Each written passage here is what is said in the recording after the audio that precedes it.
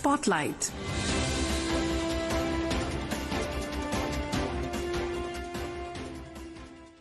This is Akashvani. In the program Spotlight, now we bring you a discussion on various aspects of strategic partnership between India and Philippines. The participants are Rahul Mishra, Associate Professor, Center for Indo-Pacific Studies, JNU, and Simran Sodhi, Journalist.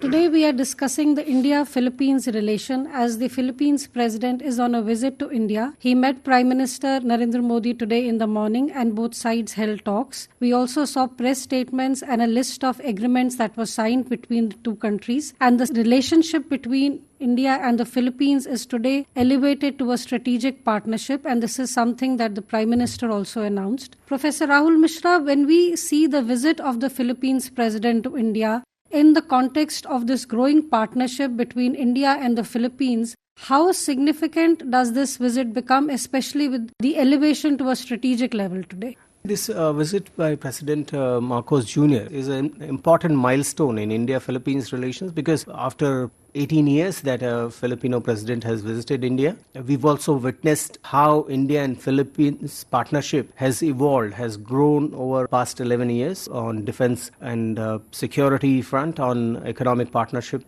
front, on semiconductors and a number of fields. So I think this visit is important because it gives fillip to India's Act East policy and Indo-Pacific engagement. It boosts India-Filipino defense cooperation. It also sends a signal to countries such as China that India and Philippines are working together in making sure that the regional strategic equilibrium remains intact and that the peace and stability in South China Sea as well as in the Indian Ocean region remains protected and unviolated. We will now listen to Prime Minister Narendra Modi when he talked about the elevation of the India-Philippines relationship to a strategic one. Philippines की रामायण महाराडिया लवाना हमारे सदियों पुराने सांस्कृतिक संबंधों का जीवंत प्रमाण है। अभी जारी किए गए डाक टिकट जिसमें दोनों देशों के राष्ट्रीय पुष्प है हमारी मित्रता की महक दर्शाते हैं। फ्रेंड्स, हर स्तर पर संवाद, हर क्षेत्र में सहयोग लंबे समय से हमारे संबंधों की पहचान रहा है। आज मैंने और राष्ट्रपति जी ने आपसी सहयोग, क्षेत्रीय मुद्दों और अंतर्राष्ट्रीय परिस्थितियों पर विस्तार से बातचीत की। ये प्रसन्नता का विषय है कि आज हमने अपने संबंधों को स्ट्रैटेजिक पार्टनरशिप का दर्जा देने का निर्णय लिया है। इस पार्टनरशिप के पोटेंशियल को परिणामों में परिवर्तित करने के लिए एक व्यापक एक्शन प्लान भी बनाया गया है। Professor Mishra, when we talk of India-Philippines relation, we have also seen of late the relationship seems also headed towards a direction where the defense cooperation seems to be getting more emphasized. And we see the maritime cooperation going up. We saw the naval exercises that have taken place. How significant and how much of heft does defense cooperation add to any relationship, especially when we see that there is somewhere China also in the horizon when we talk of a relationship defense cooperation between India and the Philippines? China has become an existential threat for Philippines, and over past 15 years, we've seen how belligerent China has become on the South China Sea front or East Philippine Sea front. Philippines has been facing problems not only from the Chinese PLA, the People's Liberation Army, but also Chinese militia and Coast Guard. Keeping that in view, Philippines has also been trying to diversify its defense partnership engagements with Japan, with Australia. Of course, US has always been there, but also European countries, a number of them, partnerships with some of the ASEAN countries. So India is part of that strategy whereby Philippines wants to have more security cooperation with India.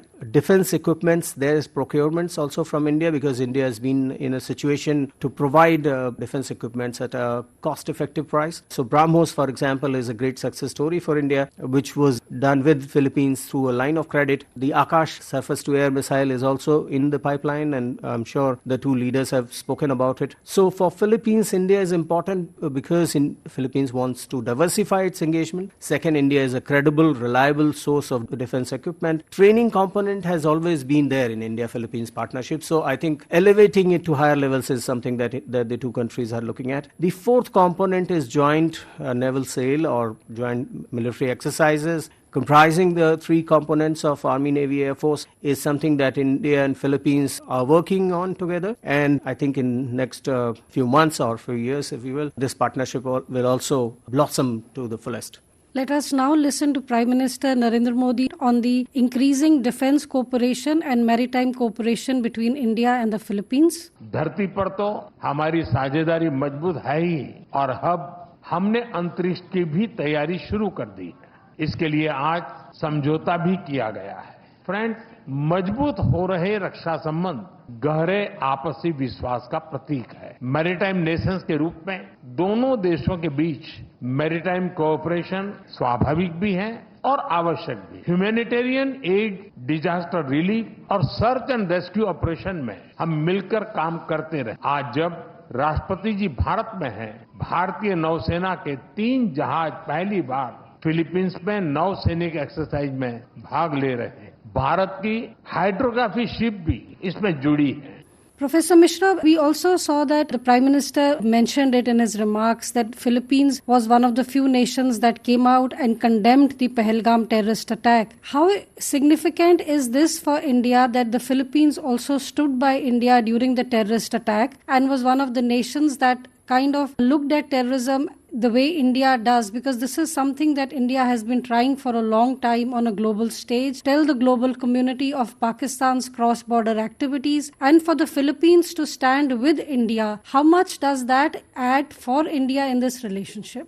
Look, India and Philippines have been long-standing natural partners when it comes to combating terrorism, dealing with the menace of terrorism diplomatically as well as militarily. Philippines, like India, has been a victim of terrorism and insurgency. And in moments of crisis for Philippines, India has not only supported it diplomatically, but also in dealing with the post-conflict situations, providing aid and relief to the victims of terrorism. So it was but logical for Philippines to support India as its trusted friend and partner, which President Marcos Jr. did. And I think that is a commendable gesture on part of the Filipino side. Professor Mishra, we've also seen that the trade issue between India, ASEAN, India, Philippines is also something that came up. And the Prime Minister also in his remarks said that India-ASEAN free trade talks is something that we are working on. How much of work do you think still remains for this to go through? Because we've been talking about this for a while. And how important is this agreement for the bilateral relationship to even grow stronger?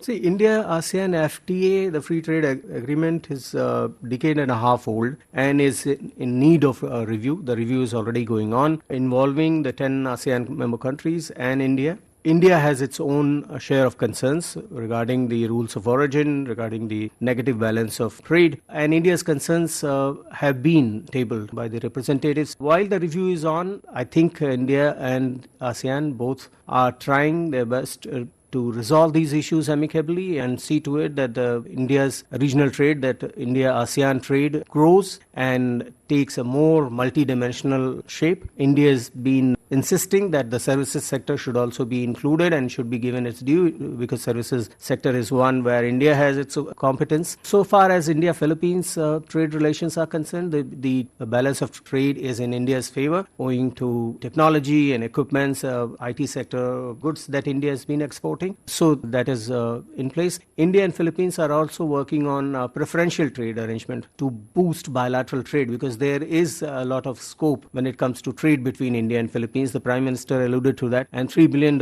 is nothing when we look at the size of Indian market and the potential that the Filipino market has. We also saw today that there was talk of trying to get more tourists from India to visit the Philippines and vice versa. And we will now listen to the Philippines President Marcos Jr., where he talked about giving visa-free entry to Indian tourists. For over a millennium, civilizational, cultural, and people-to-people ties have bridged our geographic distance. They will continue to be the enduring foundation of our friendship, and we will enact policies to make sure that this is so. In this respect, I reiterated our introduction of a visa-free country entry privileges and extended our invitation for more Indian tourists to visit the Philippines. I thank Prime Minister Modi in turn for the introduction of a scheme to grant visa free of charge to Filipino tourists traveling to India. Professor Mishra, how important is this statement that has come out today that the Philippines wants to encourage more tourists from India, and there is the visa-free entry which is being offered, and the people-to-people contact which will then increase and build into this relationship?